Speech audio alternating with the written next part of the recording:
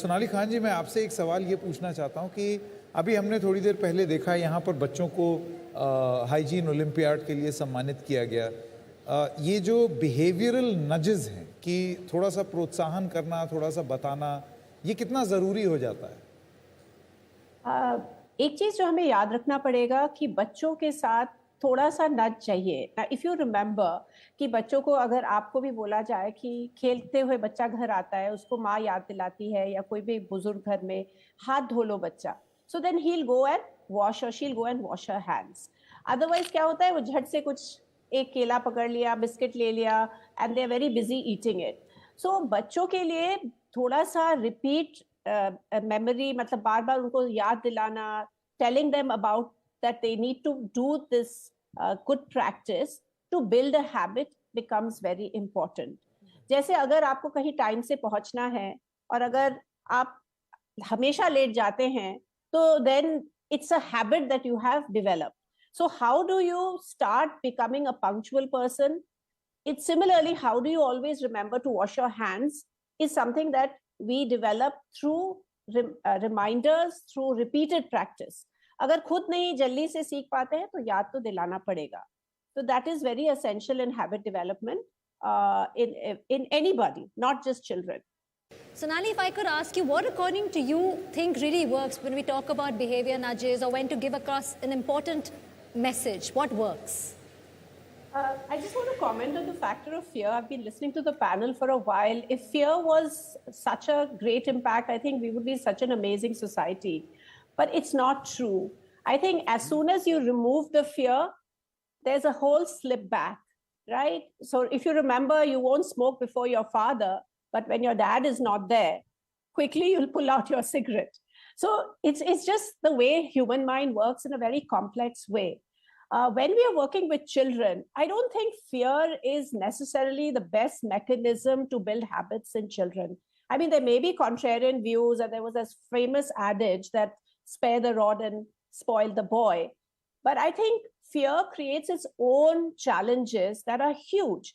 It can create a toxic environment. Actually, toxic masculinity is a huge byproduct of fear and a lot of pressure being put on boys and girls. We really need to understand that the more enabling the environment is, the more conducive it is, the child is able to grow.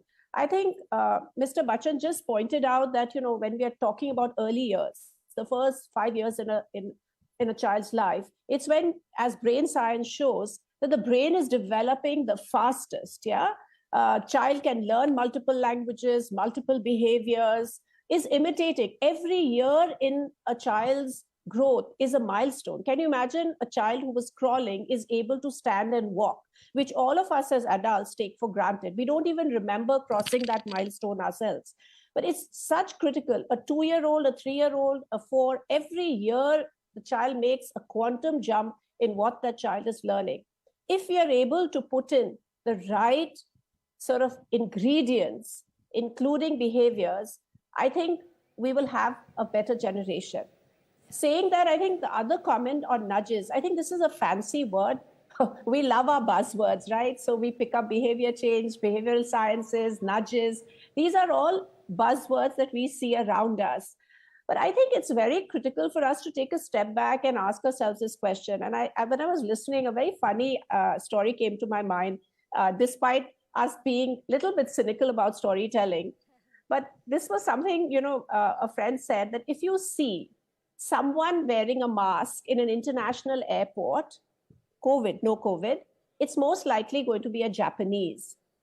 Ask yourself this question, why? I think there are lots of viral videos on why Japanese do what they do, but this is a really interesting story. Because for them, they respect everybody else. Like this whole thing on coughing, that if you're not well, or you're a little like you've got a cold, they wear a mask. They don't need COVID as a reminder. So I think this is the question we need to ask ourselves. How much respect do I have for the other?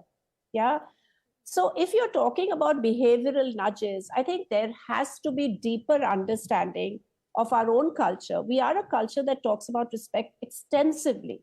There are a lot of ingredients within our own culture that pushes us towards certain kind of behavioral patterns. I think we need to draw on those. We need to pull from those and then talk about these things, because we are a community that likes to clean our house but put the dirt outside.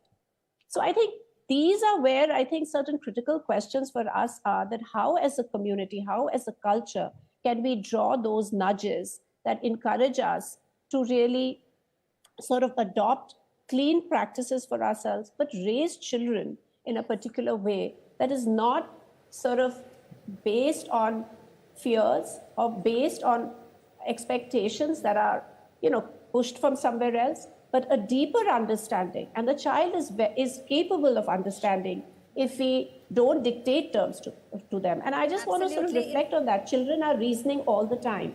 So if you just tell them, don't do something, they are not likely to listen to you. And like Mr. Bachchan said, Sonali, that it's best to tell them the facts. I think just going back to them rather than going around and telling them the facts is the best thing.